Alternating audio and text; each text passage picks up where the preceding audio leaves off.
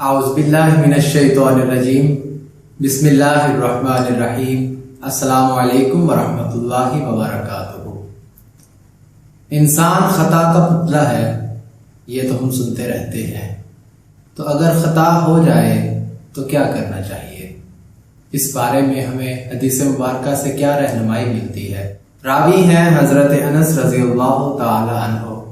نبی کریم صلی اللہ علیہ وآلہ وسلم نے فرمایا، ہر انسان خطا کار ہے اور اچھا خطا کار توبہ کرنے والا ہے۔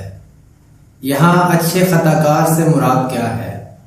اچھا خطا کار اسے کہا گیا جب اس سے خطا ہو جائے تو اسے اپنی اس خطا پر ندامت ہو اور اس ندامت کے ذریعے وہ سچی توبہ کی طرف رجوع کرے، اسے اچھا خطا کار کہا گیا۔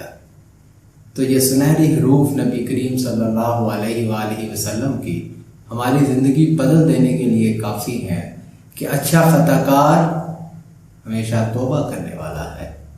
اگر گناہ ہو جائے تو توبہ کر لیجئے، اکڑنا کوئی بہادری کا کام نہیں ہے، کیونکہ حضرت عبداللہ رضی اللہ تعالی عنہ سے روایت ایک دوسری حدیث مبارکہ سے ہمیں اس کا جواب بھی مل جاتا ہے کہ اگر ہم توبہ کر لیتے ہیں تو پھر کیا؟ تو نبی کریم صلی اللہ علیہ وآلہ وسلم نے فرمایا، جو انسان خطا کرنے کے بعد توبہ کر لیتا ہے تو ایسا ہی ہے کہ جیسے اس نے وہ گناہ کیا ہی نہیں، یعنی گناہ سے سچی توبہ کرنے والا آدمی ایسا ہی ہے جیسے اس نے کبھی کوئی گناہ کیا ہی نہیں۔ حضرت ابو ہریرہ رضی اللہ تعالیٰ عنہ سے مروی ایک حدیث مبارکہ میں نبی کریم صلی اللہ علیہ وآلہ وسلم نے فرمایا کہ ایک آدمی اپنے اوپر بہت ظلم و زیادتی کرتا رہا، یعنی وہ بہت زیادہ گناہوں میں ملوث رہا۔ جب اس کے فوت ہونے کا وقت قریب آیا تو اس نے اپنے بیٹوں کو کہا کہ جب میں فوت ہو جاؤں تو میرے جسم کو جلا دینا اور پھر اس جلے ہوئے جسم کو پیس دینا اور پھر اس راکھ کو ہوا میں اڑا دینا۔ اللہ کی قسم، اگر میرے اللہ نے مجھے پکڑ لیا تو وہ مجھے ایسی سزا دے گا کہ جیسی کبھی کسی کو نہیں دی گئی، ایسے عذاب میں مبتلا کرے گا کہ جیسا عذاب کبھی کسی کو نہیں دیا گیا۔ اور جب وہ فوت ہو گیا تو اس کے ساتھ اسی طرح کیا گیا۔ پھر نبی کریم صلی اللہ علیہ وآلہ وسلم فرماتے ہیں کہ اللہ تعالیٰ نے زمین کو حکم دیا کہ اپنے اندر بکھرے ہوئے اس کے ذرات کو ایک جگہ جمع کر دو، اور پھر جب وہ ذرات کو زمین نے جمع کر دیا تو ایک مکمل انسان کی صورت میں بنا کر اس کو اللہ تعالیٰ کے سامنے کھڑا کر دیا گیا۔ نبی کریم صلی اللہ علیہ وآلہ وسلم فرماتے ہیں کہ اللہ تعالیٰ نے فرمایا کہ تمہیں اس کاروائی پر کس چیز نے آمادہ کیا، یعنی کون سا ایسا عمل تھا یا کیا ایسا سبب تھا جس کی وجہ سے تم نے ایسا کرنے کو کہا؟ تو اس بندے نے جواب دیا، اللہ تعالیٰ کا خوف، اللہ تعالیٰ کی خشیت، یعنی میں ڈر گیا تھا، میں اتنا گناہ گار تھا کہ میں آپ کے سامنے پیش ہونے سے ڈرتا تھا کہ اگر میں آپ کے سامنے پیش کر دیا گیا تو آپ مجھے ایسا عذاب دیں گے جو کبھی کسی کو نہیں دیا گیا۔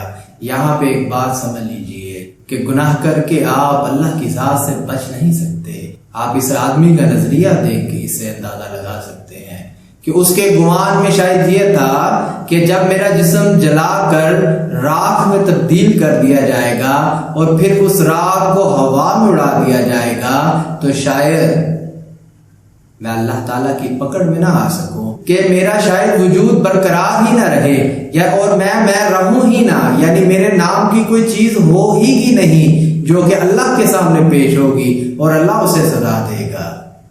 اللہ کے عذاب سے نہیں بچ سکتے، گناہ کر کے آپ اس ذات سے نہیں چھپ سکتے۔ چھپیں گے کیسے؟ یہ سارے جہانوں کا مالک تو وہ ہے، آپ کو پیدا کرنے والا وہ ہے، زمین کو پیدا کرنے والا وہ ہے، ہر چیز کا خالق وہ ہے، تو آپ کہاں بھاگ کے جا سکتے ہو؟ ہر چیز اس کے حکم کے تابع ہے، آپ کہاں چھپ سکتے ہو؟ تو نبی کریم صلی اللہ علیہ وآلہ وسلم فرماتے ہیں جب اس نے یہ جواب دیا کہ اللہ تعالیٰ مجھے تمہارا خوف، مجھے تمہاری خشیت نے ایسا کرنے پر آمادہ کیا، تو اس کریم ذات کی رحمت جوش میں آئی اور اللہ تعالیٰ نے اسے بخش دیا۔ یہ سبق دیا ہمیں ہمارے پیارے نبی حضرت محمد مصطفیٰ صلی اللہ علیہ وآلہ وسلم نے کہ چاہے تم جتنے بھی گناہ کر لو لیکن اللہ کے در سے منہ مت موڑو، اللہ کے سامنے جھکتے رہو، ہر وقت اللہ سے معافی مانگتے رہو۔